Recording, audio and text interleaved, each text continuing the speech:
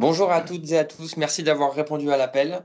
Deuxième session de cette première vague de webinaires que nous avons imaginé pour adresser avec vous les enjeux de la réforme de la facturation électronique et puis en tout cas les différentes options qui se proposeront à vous et notamment l'option que nous allons recommander au niveau de Primusoft. Je suis accompagné de Philippe Bouter Bonjour.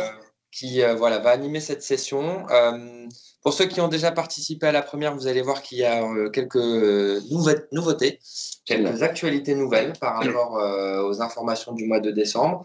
Et pour les autres, eh bien, vous êtes au bon endroit puisque c'était celle-ci qu'il fallait réellement suivre pour avoir les informations les plus à jour.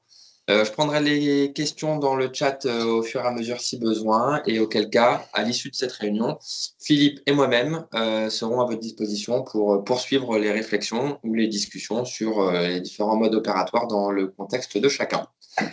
Merci beaucoup. Bonne réunion. Et Philippe, je te passe le mic.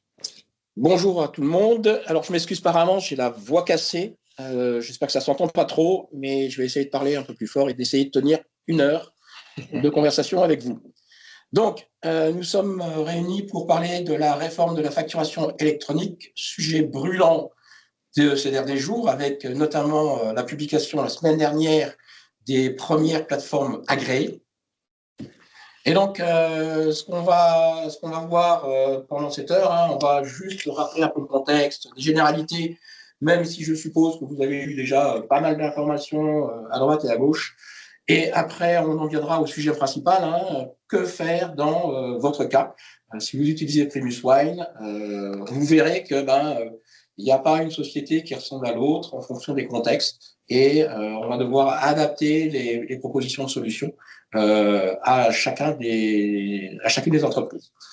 Je vous présenterai à la fin donc la société Continia, qui est le partenaire avec lequel on répond à ces obligations de la facturation électronique. Et je vous présenterai les 3 solutions qui vont vous aider à pouvoir répondre à ces obligations réglementaires. Et tout à la fin, on fera une phase de questions-réponses. N'hésitez pas à les marquer dans le chat. Raphaël et Carole vont les relever et on y répondra tout à la fin. Alors, contexte et généralité. Donc, juste un rappel du contexte réglementaire. Bon, il faut savoir que ces obligations de facturation électronique existent déjà depuis la loi de finances 2020, où les entreprises françaises qui travaillaient avec le gouvernement, avec l'administration, étaient déjà obligées d'envoyer leurs factures au format électronique via le portail Chorus Pro. La nouvelle réglementation, la RFE, vise à étendre cette obligation à toutes les entreprises soumises à la TVA. Cette nouvelle réglementation, cette nouvelle réforme va se dérouler en 2 étapes. Donc là, je pense que tout le monde est à peu près au courant. Donc la première étape qui va être le 1er septembre 2026, qui va obliger toutes les entreprises à recevoir des factures d'achat. Et pour les entreprises, les ETI, donc les entreprises qui ont un chiffre d'affaires supérieur à 50 millions de chiffre d'affaires et plus de 250 personnes, et les grandes entreprises qui ont un chiffre d'affaires supérieur à 1500 millions et plus de 5000 personnes, elles auront une obligation d'émission des factures de vente. La deuxième étape sera celle du 1er septembre 2027, qui verra l'obligation d'émission pour tout le monde. Donc, 2 phases, 1er septembre 26, réception des factures pour tout le monde, et 1er septembre 27, émission des factures pour tout le monde. Quels sont les objectifs de la réforme de la facturation électronique? En fait, ça répond à un projet global au niveau européen, donc le VIDA, le projet VIDA, VAT in Digital Age, qui vise à moderniser la gestion fiscale et lutter contre la fraude à la TVA. Alors ça, c'est le premier objectif. Le second objectif, c'est de sécuriser la collecte de la TVA en mettant en place et en récoltant des données en temps réel. Enfin, ça permet également de simplifier les obligations de déclaration au niveau des entreprises en dématérialisant l'ensemble des process de facturation.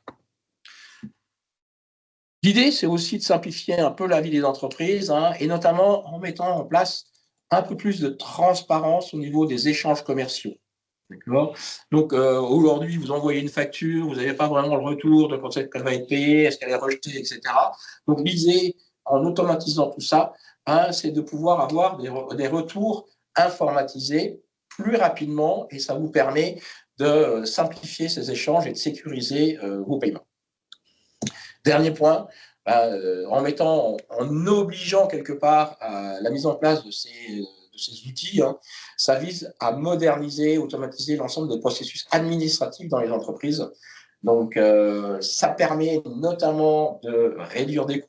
Donc, à partir du moment où il y a moins de saisies, qu'il y a des process qui sont automatisés, c'est plus rapide, c'est plus sécurisé, et évidemment, ça évite des erreurs. Il y en aura encore, mais ça évite notamment les erreurs de saisie.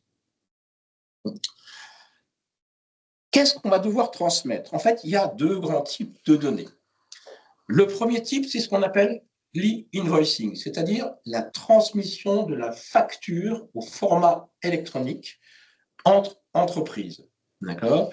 Donc, ça consiste en quoi? Ça consiste en l'émission, la transmission et la réception des factures à un format non plus papier comme on connaissait aujourd'hui, hein, non plus PDF, mais un format numérique entre entreprises qui sont assujetties à la TVA via des partenaires qu'on va appeler des plateformes agréées. Ça, c'est le premier type de données qu'on va devoir transmettre. Le second type, c'est ce qu'on appelle l'e-reporting. En fait, c'est la déclaration de toutes les autres transactions à l'administration fiscale. D'accord? Donc, en fait, ce sont tout ce qui n'est pas couvert par la facturation électronique, et notamment les transactions avec les pays hors de l'UE, les transactions avec les sociétés non assujetties à la TVA, et les factures liées aux particuliers. Mais également, ce volet regroupe également les données qui sont relatives aux encaissements. Donc voilà, il y a deux grands types. L'e-invoicing, c'est les mots qu'on entend, on ne sait pas toujours quoi mettre derrière. Donc voilà, j'espère que ça précise un peu mieux le cadre. Qu'est-ce qu'une facture électronique?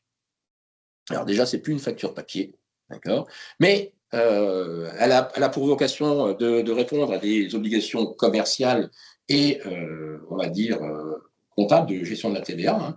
Donc, une facture doit respecter un format donné, donc format d'un fichier informatique, d'un fichier électronique, qu'il soit en entrée ou en sortie, et pour que ça soit plus simple à émettre, à lire et à comprendre, il faut que ça respecte forcément un format précis. La facture électronique, comme c'est déjà le cas aujourd'hui, quand vous émettez une facture, il y a des mentions obligatoires sur une facture papier. Donc, la facture électronique va reprendre toutes ces obligations, mais va en rajouter 4 autres, qui sont notamment la présence du numéro de sirène du client, la mention de la catégorie de l'opération qui fait l'objet de la facture. Est-ce que c'est une vente de biens? Est-ce que c'est une vente de prestations de services? Ou c'est les deux à la fois?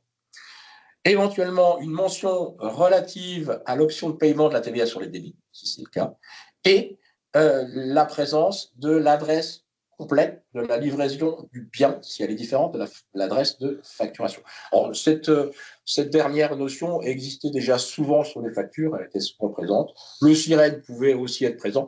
Donc, c'est surtout la catégorie d'opération qui va être nouvelle et qu'on va devoir intégrer dans les formats de fichiers.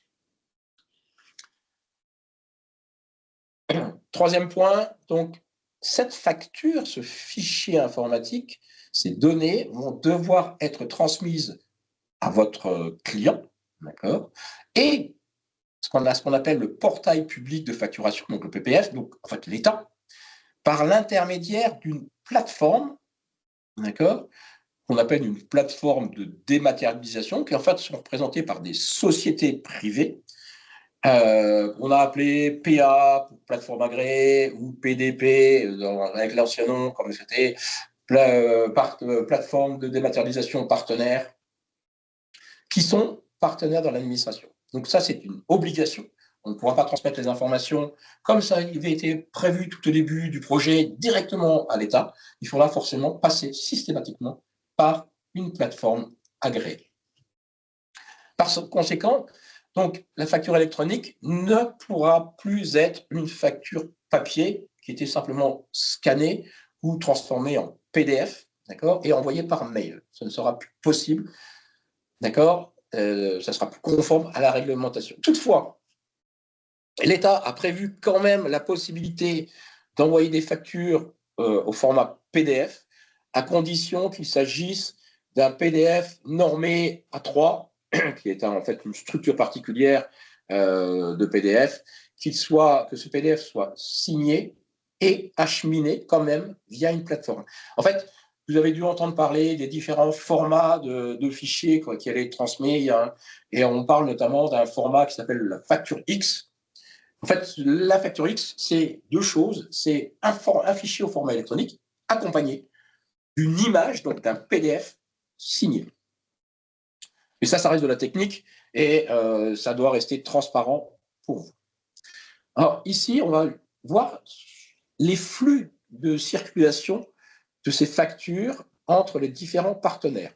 Si on regarde les différents partenaires, vous avez tout en bas l'État, qui va être réceptionnaire de l'ensemble des données, via les PA, donc les plateformes agréées, d'accord, et données qui vont venir des entreprises. Mais entre les deux, vous avez ce qu'on appelle un opérateur de dématérialisation, donc ce qu'on appelait les OD, opérateurs de dématérialisation, qu'on appelle aujourd'hui des solutions compatibles. En fait, c'est quoi ça? C'est simplement une solution de gestion, un ERP comme Primus Wine, qui va recevoir les fichiers de l'APA, les transformer en un format lisible et informatique, de telle sorte que si elle est traitée dans l'ERP. Alors, comment ça marche? En fait, vous allez avoir une facture qui va être émettrice, une entreprise pardon, qui va être émettrice d'une facture, qui forcément va l'envoyer à sa plateforme agréée. Toutes les entreprises devront déclarer la plateforme avec laquelle ils ont décidé de travailler avant le 1er septembre 2026. Et donc, le principe, vous allez mettre une facture qui va passer par votre logiciel et qui va être envoyée à un format informatique à votre plateforme. Cette plateforme va faire différentes choses. La première des choses, c'est qu'elle va se connecter au portail public de facturation pour, d'une part, vous identifier, parce que comme vous allez être déclaré, vous allez avoir un numéro, une identification et un lien avec le portail, d'accord? Et va également transmettre les premières données qui concernent la TVA au portail public de facturation. À partir du moment où vous avez identifié et que votre partenaire a été identifié aussi, il va y avoir la transmission, ce qui est le but final quand même, c'est d'envoyer une facture à quelqu'un, il va y avoir la transmission de ce fichier à la plateforme agréée de votre destinataire, votre client. D'accord. Et cette plateforme va recevoir le fichier. Là, c'est l'objet de tous les tests qui sont en train d'être faits en ce moment. Donc, c'est ce qu'on appelle les tests d'interopérabilité. Donc, la plateforme reçoit un fichier qui est normé. Techniquement, ils vont vérifier que tout est correct. Il peut y avoir des contrôles, il peut y avoir des refus si le format n'est pas bon. Mais en principe, tout est bon et l'APA va envoyer à son client, donc l'entreprise destinatrice, la facture au bon format afin qu'elle puisse la recevoir, la traiter. Ça, c'est le premier flux. On transmet une facture d'une entreprise à une autre via le portail de facturation. Dans votre cas, et c'est là où ça devient intéressant aussi pour vous, entreprise, c'est que vous aimeriez avoir un retour, savoir si la facture est bien arrivée, etc., si elle a été prise en compte, si elle a accepté, etc., si elle est payée. Et donc, ça va être l'objet aussi du retour de cette information de votre partenaire. Donc, le partenaire va recevoir cette facture, va l'intégrer dans son système de gestion et va pouvoir émettre ce qu'on appelle une notification. Donc, j'ai mis sur le côté les principaux statuts de notification, C'est-à-dire que est-ce que je l'ai reçu, est-ce que je l'ai payé, est-ce que je la refuse. Et là, l'intérêt, hein, c'est simplement, soit ça sera automatisé, ça soit une opération manuelle, en disant, OK, j'ai bien reçu ou j'ai refusé la facture que j'ai reçue. Et derrière, transmet cette notification, hein, simplement un petit message qui dit, OK, voilà ce que j'en fais de cette facture, l'envoie via la plateforme agréée, qui, elle aussi, se connecte à la plateforme pour avoir une identification et transmettre de l'information au portail public, parce qu'il y a un cas où c'est important que le portail public soit mis au courant, c'est dans le cas où votre partenaire refuse la facture. Quel cas, ben, il faut alerter l'État, comme quoi la facture qui a été émise à un moment donné n'est pas bonne. Et donc, il faudra faire une opération. Et derrière, une fois qu'on a l'identification, ben, on transfère la notification à la plateforme de l'émetteur qui va lui remonter l'information. Et donc, du coup, ça, c'est automatisé. Simplement, c'est des fichiers qui transitent, hein, mais tout est automatisé. Et donc, vous allez recevoir dans votre logiciel informatique un statut qui va vous dire, OK, la facture a été émise, la facture a été reçue, a été acceptée, refusée, payée, etc. Et donc, du coup, bah, vous allez gagner du temps et quelque part être sécurisé sur le fait que, ben oui, ma facture ne s'est pas perdue en cours de route, comme ça pouvait être le cas avec des mails, avec des papiers qui étaient mis en circulation. Donc ça, c'est le principe des flux de dématérialisation. On a deux petites questions pour toi, si tu permets. La première, c'est peut-on avoir des biens et des services sur une seule et même facture? Oui, il y a un cas qui est les deux ensemble, absolument. Parfait. Et la seconde, on parle de facturation de clients français uniquement. Qu'en est-il des émissions de factures à l'étranger? Est-ce que c'est hors circuit? La facture étrangère, enfin les factures hors de France, donc il n'y a pas de TVA soumise, hein, feront partie de l'e-reporting, qui est un autre flux, hein, donc ça passera pareil, ça passera par la PA et l'État. De cette déclaration des transactions à transmettre à l'administration fiscale. Au même titre que les transactions avec les particuliers, si vous avez des caisses dans vos caveaux ou dans des points de vente, hein, eh ben, l'information des caisses, techniquement, remonte sur l'ERP et c'est l'ERP qui va envoyer à la PA les informations de vente aux particuliers comme les ventes à l'étranger. Évidemment, l'État a prévu des sanctions vu que c'est une obligation et on est dans le cadre d'une obligation européenne. Donc, ils ont prévu un certain nombre de sanctions, hein, donc, notamment des sanctions financières dans le cas où vous n'émettez pas les factures électroniques. Hein. C'est comme la déclaration d'échange de biens. Vous avez des obligations d'émettre les DEB régulièrement. Si vous ne le faites pas, vous avez des pénalités sur le nombre de lignes, etc. Donc là, ça va être la même chose. Hein. Donc, si vous n'émettez pas les factures, si vous n'émettez pas le e-reporting, il y aura des sanctions financières. Vous avez également des risques fiscaux, juridiques, en cas où vous avez un contrôle fiscal et qu'on s'aperçoit qu'il y a des choses qui ne se passent pas bien. Et ben derrière, vous pouvez avoir des pénalités. Et ça peut même aller jusqu'à des sanctions pénales en cas de fraude. Mais après, il y a surtout, et c'est plutôt ça qui est important, c'est les risques opérationnels de non-respect de toutes ces obligations. Hein. C'est que si vous ne les mettez pas au bon format, eh ben, ça va traîner, ça ne va pas être reçu correctement par les PA, ça va être refusé, donc vous allez perdre du temps. Et donc, du coup, bah, vous ne serez pas payé. Il va y avoir des retards de règlement, etc. Donc, Donc c'est surtout le fait de respecter ces obligations. Hein, c'est pour vous, en tant qu'entreprise, hein, de ne pas avoir de retard de paiement, de ne pas avoir des ruptures d'approvisionnement, etc. Et derrière, hein, vous avez des systèmes d'information qui sont quand même là pour essayer de simplifier les choses. Si ça ne marche pas correctement, derrière, vous allez avoir des conséquences au niveau de la gestion de votre entreprise. Une autre toute petite question. Une entreprise peut-elle avoir plusieurs plateformes agréées? Alors, oui, techniquement, c'est possible.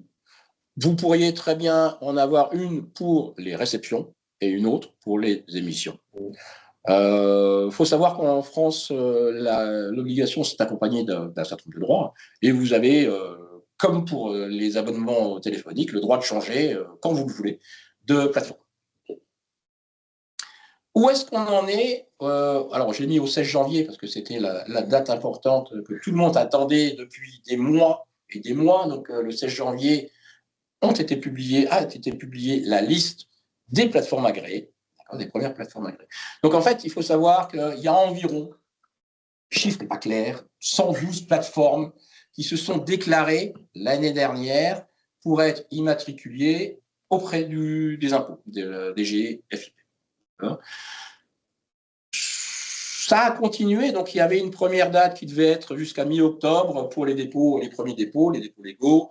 Après cette date, il y a quand même encore 17 plateformes, donc 17 sociétés privées qui ont décidé de déposer des dossiers. Donc voilà, donc ça a continué à alimenter le nombre de plateformes.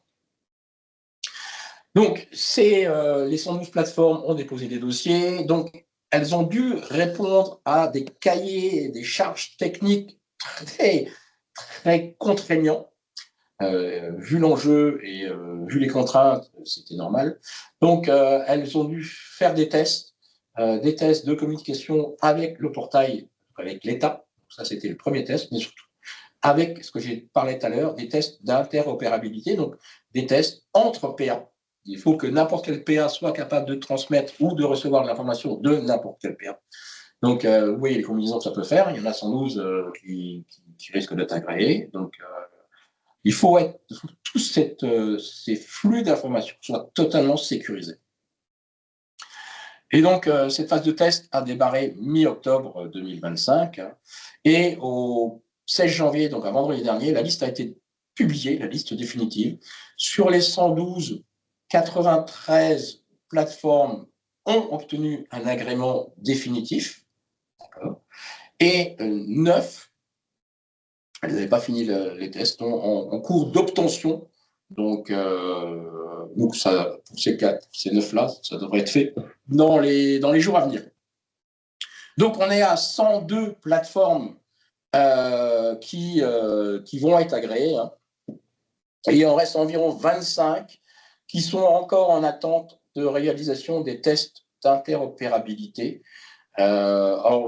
D'après les bruits qui courent, sur les 25, il y en aurait une dizaine qui auraient décidé d'arrêter, qui n'auraient pas réussi les tests. Donc voilà, donc on va se retrouver à peu près avec les 110 plateformes initiales qui devraient être agréées pour un premier lot là, sur ce début d'année. Donc ça, c'était la première étape, hein, donc la validation des tests et l'agrément définitif. À partir de maintenant et jusqu'en juin, vont se dérouler d'autres tests. Donc, du coup, on va commencer à travailler avec des cas réels. Hein, donc, il y a des tests qui vont être faits pour faire communiquer des informations entre des entreprises pour s'assurer que tous les flux vont fonctionner.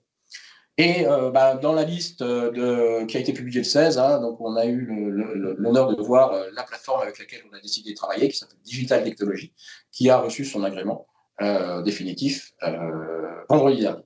Je vous ai mis, dans le document que vous allez recevoir, je vous ai mis également le lien avec la liste qui a été publiée vendredi dernier. Alors, j'en ai fini là-dessus. Quelles sont les solutions qu'on va pouvoir mettre en place pour vous, clients PrimusWine? Première des choses, hein, il faut juste comprendre quels sont les modes de communication qu'on va pouvoir mettre en place entre vous, utilisateurs de PrimusWine, et les PA et l'État. Le premier mode de communication, c'est en fait de passer via un logiciel qui s'appelle e-document, qui va nous permettre de, dans un premier temps, recevoir des factures d'achat d'un point de vue électronique et dématérialisé, donc communication directe. Donc, sur le schéma que je vous ai montré tout à l'heure, vous allez recevoir un document, vous allez pouvoir l'importer dans le système de façon complètement automatisée et transparente pour vous. Une autre façon, en fonction des différentes possibilités des PA, ça serait également la possibilité de recevoir un mail qui va comporter un PDF. Évidemment, c'est le PDF à la norme 3A signé et qui est transmis par la plateforme. Et Continia sera à même de pouvoir OCRiser, donc lire ce PDF, et pareil, de pouvoir créer une facture d'achat dans PrimusWine. Une autre façon, encore une fois, ça va dépendre des possibilités des différentes PA, hein, ça serait que la PA puisse déposer sur un répertoire quelque part, sur un réseau, un fichier, d'accord, et ce fichier pourrait être importé dans Business Central ou exporté dans l'autre sens, afin d'être interprété dans PrimusWine pour pouvoir créer de la facture d'achat ou émettre des factures de vente. Même chose, hein, de pouvoir déposer sur un répertoire, dans le cas où il n'y a pas de communication directe, un PDF normé qui pourra être autorisé ou importé dans le ERP. Et en toute fin, s'il n'y a rien, donc il faut savoir hein, qu'on pourrait, et encore une fois, ça va dépendre des possibilités des différentes PA qui vont être sur le marché, saisir les informations directement au niveau de la PA, manuellement, de telle sorte que vous puissiez quand même transmettre la donnée à vos partenaires et à l'État notamment. Alors,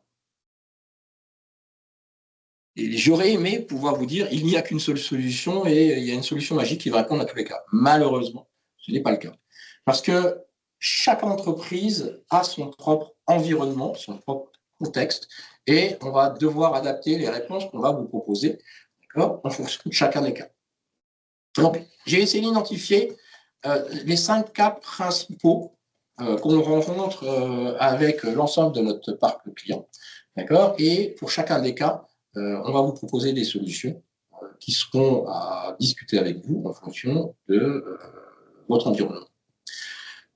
La première des choses qu'il faudra déjà faire, hein, c'est de savoir quelles sont vos obligations par rapport à la réforme de la facturation au 1er septembre 2026. Est-ce que vous devez que recevoir? Est-ce que vous devez recevoir et émettre des factures? D'accord. Donc là, on a des critères de chiffre d'affaires, on a des critères de nombre de salariés. Il y a un petit site qui a été fait par le gouvernement que j'ai trouvé très sympa, en 4 clics. Je vous ai mis le lien ici. Hein. Le site vous dit, voilà, vous êtes dans tel cas, vous devez que recevoir au 1er septembre ou vous devez recevoir et émettre la facture au 1er septembre 2026. Donc, je vous encourage à, si vous n'êtes pas sûr, allez-y, c'est très convivial et ça permet de se rassurer par rapport à ça. Ensuite, autre question, c'est quelle sera la version PrimusWine qui sera en place chez vous au 1er septembre 2026. Parce qu'en fonction des versions de PrimusWine, il y en a qui vont être plus ou moins adaptées pour pouvoir recevoir les différents types de facturation. Donc ça va être une question importante. Hein. Est-ce que au 1er septembre 2026, hein, j'utilise PrimusWine dans le SaaS, avec la dernière version de Business Central? Donc, ça va être le cas le plus simple à traiter. Les cas autres et les plus courants, hein, ce sont j'utilise PrimusWine sur un serveur local. Donc, quelque part, vous avez un serveur, on vous a installé PrimusWine et vous l'utilisez à travers votre réseau local. Hein, et vous avez une version de Business Central qui est supérieure à Business Central version 24. Troisième cas, j'ai PrimusWine sur un serveur local avec une version de Business Central inférieure à Business Central 24. On joue sur des versions parce que technologiquement, les versions de logiciels de Business Central de PrimusWine reposent sur des plateformes technologiques qui évoluent avec le temps. Et BC24 était une version de rupture technologique à un moment donné. Quatrième cas, j'utilise PrimusWine sur un serveur local avec une version de NAV ou NavVision supérieure à NAV 2013. Donc, vous inquiétez pas, on va vous aider, si vous ne le savez pas, à chercher l'information, quelle version vous avez, mais ça, c'est les cas principaux. Dernier cas, c'est vous avez une version PrimusWine en local avec une version inférieure à NAV 2013. Ça, c'est déjà des éléments par rapport à votre version de PrimusWine. Un autre élément qui peut venir modifier votre contexte, hein, peut-être que vous travaillez déjà avec un partenaire EDI pour vos ventes. C'est-à-dire que vous travaillez peut-être avec la grande distribution et vous leur envoyez déjà via un partenaire comme ADGP, je l'ai cité parce que c'est souvent un des plus connus, auquel vous travaillez avec ADGP, qui est devenu PA, plateforme agréée, d'accord, et qui, du coup, pourrait devenir votre plateforme pour les ventes. Donc, ça va être un autre élément par rapport à votre contexte. Et dernier point, peut-être que vous avez déjà souscrit un contrat avec une plateforme agréée. En fonction de tous ces cas, derrière, il va falloir qu'on travaille avec vous et qu'on voie quelle est la solution la mieux adaptée par rapport à votre besoin. Si on prend le cas 1, c'est-à-dire que vous utilisez Business Central en mode SaaS dans le cloud, ce qu'on va vous proposer, c'est d'utiliser Premise Wine et la solution Continia e-document avec la plateforme agréée Digital Technology.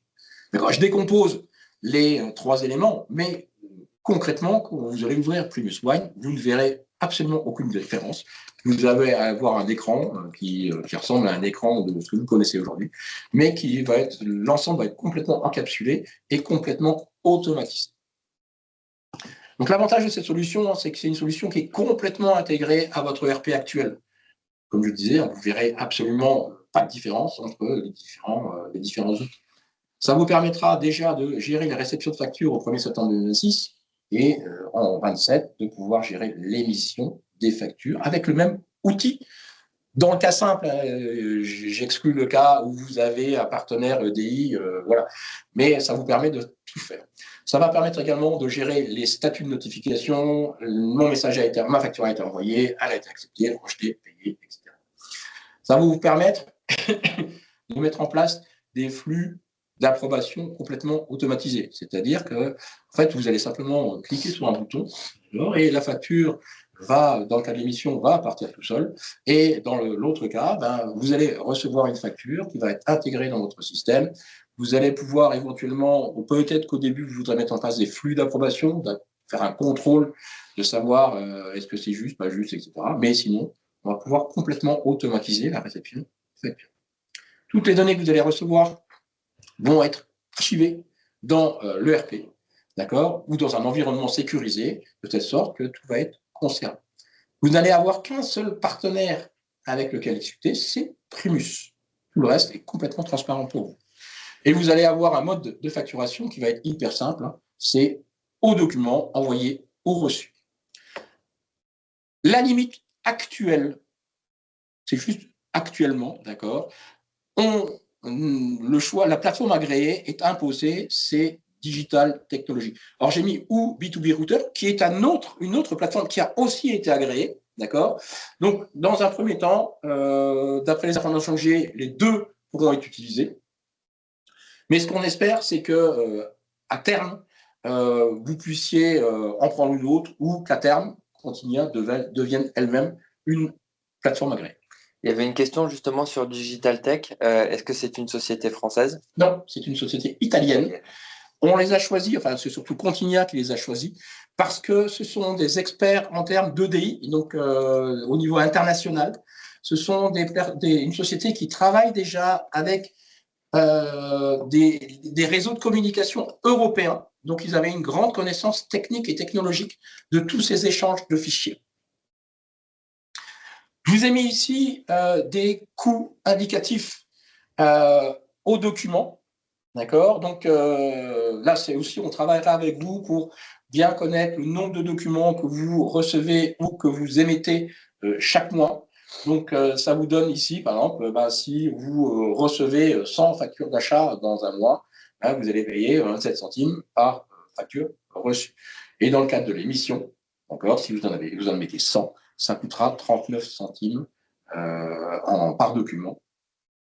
En termes d'émission, si vous en avez 500, ça sera 0,23 234 à la réception et 0,68. Donc, c'est dégressif en fonction du volume de documents que vous émettez ou vous recevez. Ça, c'est le premier élément. On va avoir un deuxième élément qui va être, il va falloir qu'on installe la solution, qu'on la paramètre avec vous, d'accord? Et on a mis des coûts de prestation. Encore une fois, c'est un coût dans le cadre de ce qu'on vous présente ici, qui n'est pas d'autres cas particuliers. Hein. Et ben aujourd'hui, on est sur un coût de 4 500 € pour la mise en place de la réception des factures et de 2 500 € dans le cadre de l'émission de la facture. Si on travaille avec Digital Technologies, si demain vous nous dites, et c'est un cas particulier, je ne veux pas travailler avec Digital Technologies, parce que déjà vous avez choisi une autre OPA, et ben, du coup, nous, il nous faudra qu'on fasse une adaptation, une interface, qu'on adapte notre interface pour pouvoir travailler avec cette autre plateforme agréée. Ça, c'était le premier cas, le cas le plus simple. Si vous êtes dans les cas 2 et 4, c'est-à-dire que vous avez un environnement Primus Wine avec une version de Navision qui est supérieure à NAV 2013 ou de Business Central qui est supérieure à la version 24 sur un serveur local, on va vous proposer la même solution. D'accord? Primus Wine, Continuous Document et la plateforme Digital Technologies. D'accord? Vous allez avoir exactement les mêmes avantages que ceux que j'ai cités tout à l'heure. Il y a un seul élément qui change, c'est que le modèle de facturation, il est sur un mode à la fois de souscription et de une facturation au document. La limite reste la même pour l'instant. Encore une fois, c'est à l'heure qu'il est aujourd'hui. Et en termes de coût, là, du coup, vous allez avoir une souscription qui va dépendre du nombre d'utilisateurs Primus qui utilisent l'application aujourd'hui. Ouais. De 1 à 5, eh bien, ça va coûter 172 € pour la réception par mois et 60 € pour l'émission. D'accord. De 6 à 19, ça coûtera 229 et 96, etc. Et dans cette souscription, vous avez 200 documents en réception qui sont inclus et 100 documents en émission qui sont inclus. Pour tout document supplémentaire, ça coûtera 0,045 € par document. Et ça, c'est valable pour une société. Si dans votre groupe, il y a plusieurs sociétés, ben, il faut compter 110 € supplémentaires pour la souscription. En termes de prestations, on est sur des anciennes versions, donc techniquement, c'est un peu plus compliqué. Donc, on est aujourd'hui à 5 000 € pour tout ce qui est mise en place de la réception des factures, les paramétrages, les formations, les tests de communication, etc. Et 3 000 € pour l'émission des factures. Et même chose si vous souhaitez travailler avec une autre OPA. Donc, on aura 1 500 € de supplément.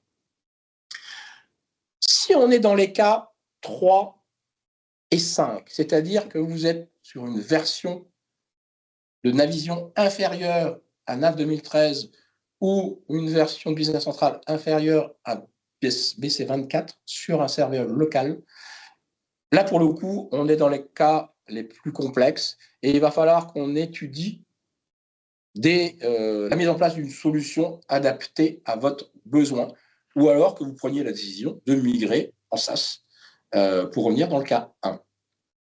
Comment ça va se passer, hein? C'est qu'aujourd'hui, vous avez Primus Wine d'un côté, vous allez avoir votre PDP-PA de l'autre côté. Il va falloir qu'on échange dans un premier temps des documents, donc il va falloir qu'on soit à même de recevoir une facture d'achat, que vous puissiez également informer le PDP donc, et l'État, notamment, que vous l'avez payé, et en phase 2, donc en 1er septembre 2027, de pouvoir émettre des factures de vente et de recevoir les informations de paiement. D'accord. Pour faire ça, on va utiliser des outils techniques qui existent déjà aujourd'hui. Hein, donc, on s'en sert, nous, notamment pour faire de l'EDI avec la grande distribution. On a des outils qui sont paramétrables et qui nous permettent de mettre en place ces flux en fonction des différents cas. Donc là, par contre, on va être vraiment au cas par cas. Ça va vraiment dépendre de chacun des cas. Je vous ai mis un budget estimatif en min-max. Hein. En termes de réception, ça va pouvoir aller entre 9 000 € et 15 000 €. Et en termes d'émissions, entre 6 000 et 10 000 €. Mais c'est vraiment à titre indicatif. Il va falloir qu'on travaille avec vous pour savoir comment on va faire ça, comment on va mettre ça en place, jusqu'où vous voulez aller, avec qui vous voulez travailler, etc. Voilà, donc là, c'est la réponse aux 5 cas les plus communs. D'accord. Mais derrière, il va falloir qu'on travaille avec chacun d'entre vous pour affiner ces différentes propositions. Avant d'avancer, ces dernières slides ont soulevé juste 2 questions supplémentaires. Un ticket de caisse est-il considéré comme un document? Ah oui, tout à fait. C'est une vente à un particulier. Et donc là, on est dans le cadre du e-reporting. Donc, ça va devoir remonter à l'APA. Et là, pour le coup, c'est l'APA qui va remonter ces informations de e-reporting à l'État. Donc, je précise, ça n'est pas soumis à une facturation électronique à proprement parler, mais ça doit être mentionné dans la déclaration transmise à l'administration centrale. Deuxième question concernant le nombre d'utilisateurs Primus. Il s'agit du nombre d'utilisateurs qui facturent Saisys ou tous les utilisateurs? Aujourd'hui, ce sont tous les utilisateurs, c'est le nombre d'utilisateurs que vous avez dans votre licence Primus. Okay. Juste quelques mots sur la société Continia. Donc Continia, c'est un partenaire avec lequel on travaille depuis plus d'une vingtaine d'années. C'est un partenaire danois. C'est une grosse société. Ils ont un intérêt parce qu'ils travaillent dans le monde entier. Ils ont des bureaux un peu partout en Europe. Ils sont déjà impliqués sur la mise en place d'outils de gestion qui fonctionnent exclusivement avec Navision et Business Central. Et ils sont déjà frottés à la mise en place de la facturation électronique au niveau de l'Europe avec l'Allemagne et là, en décembre dernier, avec la Belgique. Alors, les contextes n'étaient pas les mêmes parce que dans ces pays-là, on ne passe pas par des plateformes agréées, on passe directement avec l'État. Mais ils sont déjà rodés à l'ensemble de ces process de communication entre des sociétés et l'État. Aujourd'hui, au niveau de la France, Consigna propose 4 solutions qu'on va décrire juste après. Un document capture est une solution de gestion complètement encapsulée dans Business Central qui va permettre de recevoir des factures d'achat. Déjà aujourd'hui, on a plein de clients qui travaillent avec cette solution-là, qui aujourd'hui reçoivent des PDF. D'accord. On fait ce qu'on appelle de l'océrisation, donc on fait un scan du fichier. On sait retrouver le numéro du fournisseur, le montant hors taxe, le montant TVA, etc. Et l'objectif, c'est de créer des factures d'achat dans l'ERP. Ça, c'est document capture. Document output, c'est une autre solution qui permet d'envoyer des factures de vente, entre autres, mais aussi d'autres types de documents, à des clients et de façon automatisée, soit sur un format mail PDF, soit déjà aujourd'hui sous un format XML, donc dématérialisé. C'est ce qui est aussi le cas de document capture, qui permettrait de recevoir une facture d'achat au format XML dématérialisé. En complément de ces 2 solutions, Continia va rajouter une brique qui s'appelle e-document, d'accord, et qui, en l'occurrence, va nous permettre de répondre aux obligations de la RFE. Une 4e solution qui s'appelle Expense Management est, elle, une solution qui permet de gérer les notes de frais pour les salariés qui se déplacent et qui va permettre de les remonter pour approbation dans l'ERP avant d'être comptabilisé. Voilà. Alors, si je rentre un tout petit peu dans le détail, 15 minutes. Ouais. Encore une fois, document capture, c'est ce qui nous sert à faire de la démat, mais ça permet de faire plein d'autres choses. Vous allez pouvoir capturer de la donnée. Si demain, vous recevez, même si vous voulez le mettre en place aujourd'hui, d'accord, ça marcherait. Vous recevez un PDF, vous le dématérialisez, vous créez une facture d'achat. Donc, on va pouvoir capturer de la donnée de façon automatisée et intelligente. Alors, je parle de facture d'achat, mais je sais que nous, on a des clients qui reçoivent des commandes de vente à un format dématérialisé et ça va permettre de créer une commande de vente dans l'ERP. Vous allez également avoir la possibilité de faire du rapprochement de commandes, c'est-à-dire que vous passez une commande de biens, de matières premières, de cartons, de bouteilles, etc.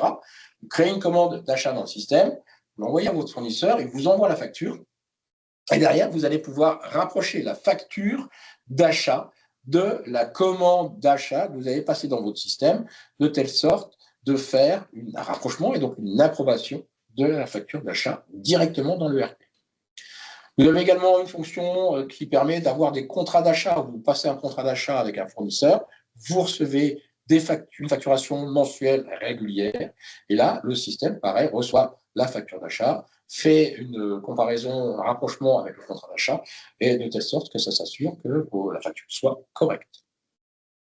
Vous pouvez également mettre en place ce qu'on appelle des flux d'approbation, c'est-à-dire vous recevez une facture d'achat, soit vous faites complètement confiance au système et derrière, ça vous crée une facture d'achat et elle est comptabilisée, mais très souvent, vous faites approuver cette facture d'achat par la personne qui a soit reçu la marchandise, soit par l'équipe comptable qui fait une approbation, un contrôle, une approbation, ce qui est tout à fait classique. Et donc, vous pouvez mettre en place des flux d'approbation à plusieurs niveaux, en fonction du montant, en fonction de différents critères. Et ça, c'est des choses qui sont faisables également. On en a parlé tout à l'heure, hein. Toutes les données que vous allez recevoir vont être archivées dans un environnement sécurisé auquel vous avez accès et à partir de droits et d'autorisation. Et dernière fonctionnalité de document capture, hein, c'est la mise en place de e-documents qui permettra de répondre à l'obligation de réception des factures d'achat au 1er septembre 2026. Output, donc le complément, le petit frère, la petite sœur de capture, donc qui permet, lui, d'émettre des documents. Donc, vous allez pouvoir émettre, que ce soit des factures de vente, que ce soit, moi j'ai des clients qui l'utilisent pour émettre, par exemple, des bons de livraison. Vous faites une expédition, automatiquement, le système prend le bon de livraison. On va pouvoir dire, OK, ben, les bons de livraison pour ce client vont s'adresser à telle personne ou à telle personne et à telle personne. Et derrière, ça va permettre d'automatiser la distribution de documents avec des emails. D'accord. Vous allez pouvoir accrocher à des emails dans des langues différentes, d'avoir des typologies de mails différentes en fonction des types de clients, de la langue des clients, etc. D'accrocher un PDF qui peut être sécurisé avec un mot de passe, etc. Donc, ça va très, très loin en termes d'émission de documents. Tout ce qui est modèle de mail, vous avez déjà aujourd'hui 35 modèles de mail qui concernent tous les flux de l'application de l'ERP. Et donc, ça vous permet déjà d'utiliser ces modèles, personnaliser, de les adapter et d'en créer de nouveaux si vous avez des cas particuliers. Et donc là, c'est ce que je viens de dire. Donc, personnalisez vos mails, rajoutez des conditions, mettre des fonds de page sur un PDF que vous voulez envoyer à des clients, etc.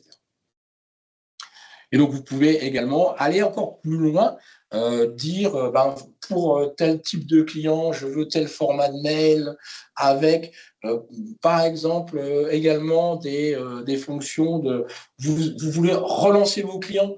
Et donc, quand vous relancez vos clients, vous voulez joindre la liste des factures qui sont émises, une synthèse plus une liste de factures. Est-ce que vous envoyez un PDF par document, un zip qui intègre tous ces documents-là? Donc, vous pouvez aller très, très loin en termes de personnalisation. L'envoi des mails, vous cliquez sur un bouton et derrière, c'est le système qui va traiter automatiquement l'envoi des mails en arrière-plan. J'en ai parlé aussi, la personnalisation des PDF. Hein. Donc là, c'est un outil qui est très, très, très puissant en termes de perso, de sécurisation, de signature également de PDF, etc. Et donc la protection des fichiers PDF avec des mots de passe, avec de la signature électronique, etc. Et dernier point, donc le e-document, donc qui est la réponse à la RFE. Ça va nous permettre de faire deux choses compte tenu de la réglementation. Dans un premier temps, de travailler avec les fournisseurs, c'est-à-dire de pouvoir recevoir et traiter les factures des fournisseurs de manière automatisée et transparente, d'accord. Et surtout d'être au courant, notamment avec l'émission, la réception des notifications de l'avancement du traitement de vos factures. D'accord. Donc, vous avez tout un traitement, un flux, où on s'appuie sur des réseaux de communication qui sont totalement transparents pour vous, mais qui sont des réseaux européens qu'utilisent déjà les gouvernements pour échanger de la donnée et qui, aujourd'hui, deviennent le support pour toute la partie e-invoicing et e-reporting. Et donc, ça part de chez vous ou ça arrive chez vous à travers l'APA, notamment Digital Technology, avec laquelle on travaille aujourd'hui. Et dans l'autre sens, là, vous allez pouvoir travailler avec vos clients, de telle sorte que vous allez pouvoir émettre des factures électroniques automatiquement et de façon complètement transparente, d'accord, et de suivre l'état de la facture en temps réel.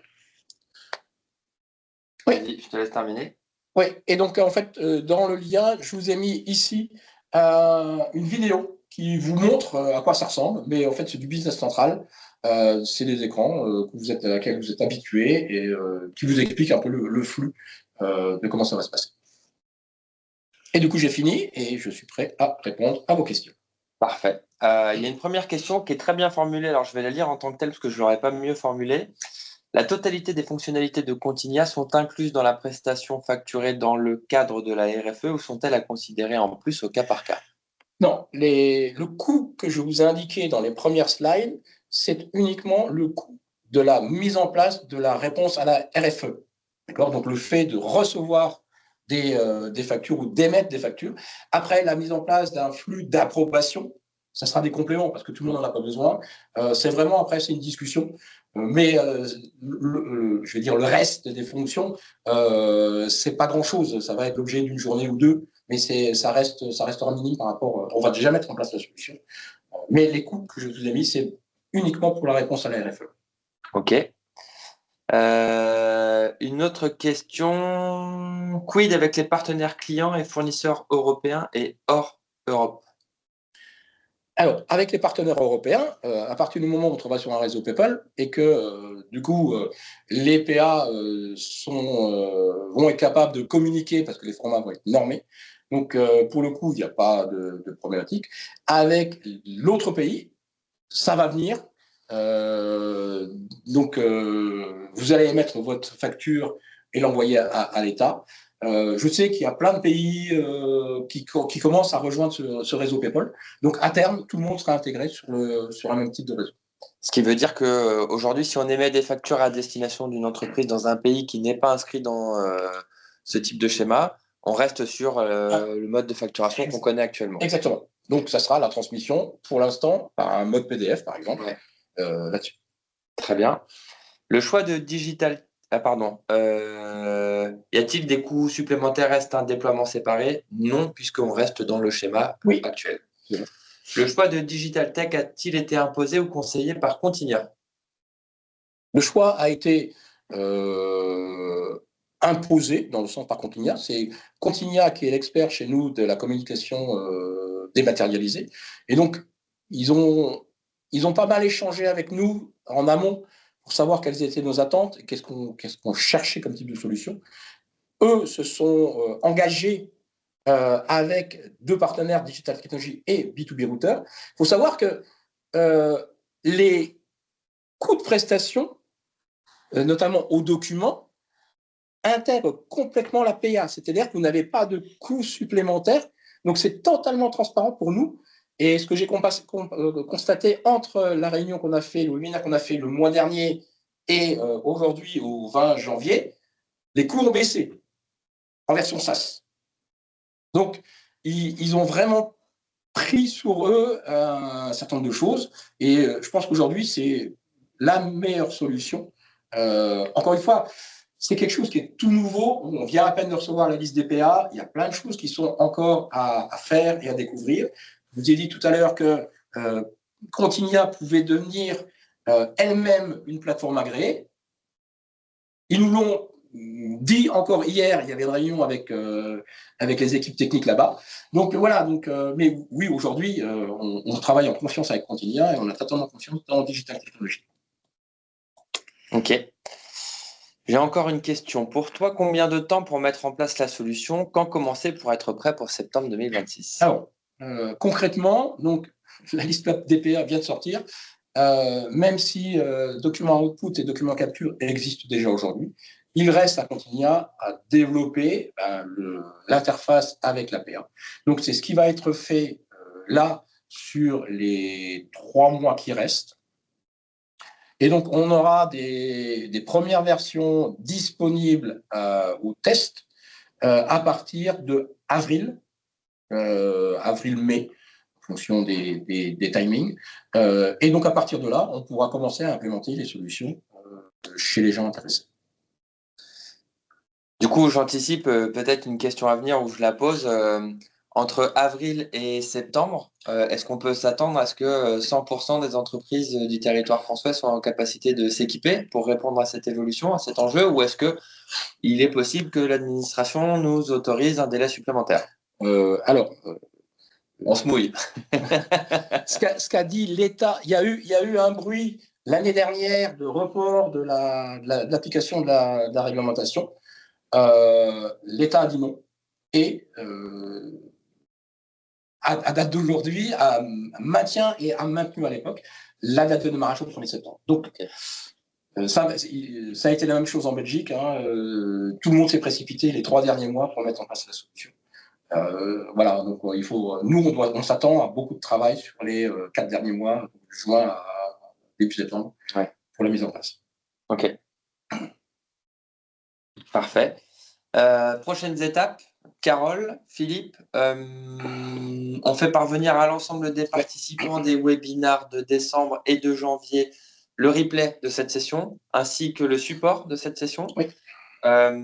Philippe et moi-même, ainsi que vos interlocuteurs chefs de projet sont à votre disposition si vous souhaitez qu'on poursuive dans cette voie-là. Vous avez compris, on attend encore quelques échéances qui vont être importantes entre aujourd'hui et le mois d'avril. Donc, une communication soutenue sera maintenue pour vous tenir toutes et tous informés. D'ici là, on est à votre entière disposition. Merci beaucoup, Philippe. Bravo, malgré une voix légèrement cassée. Très bonne fin de journée à toutes et à tous et je vous dis à très, très bientôt. Merci. Au revoir. Au revoir.